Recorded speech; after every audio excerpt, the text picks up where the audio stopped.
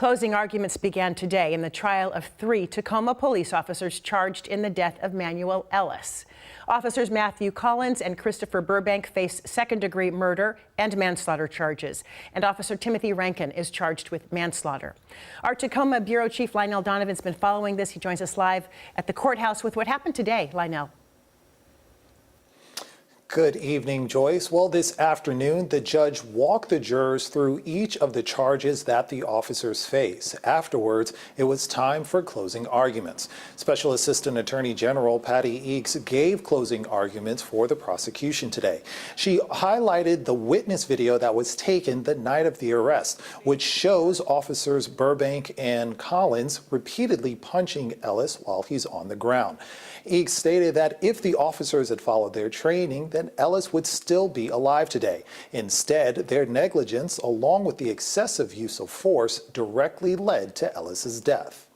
When he said repeatedly, "Please, I can't breathe.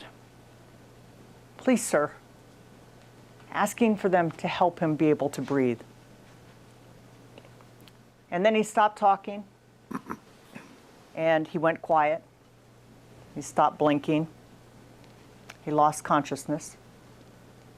His lungs stopped. His heart began to weaken. And then it stopped. Now, court will resume tomorrow morning at 9 a.m., where Eakes will continue giving her closing arguments. After that, the lawyers for each of the charged officers will present their closing arguments to the jury. Joyce? So what has been the defense's argument during this trial, Lionel?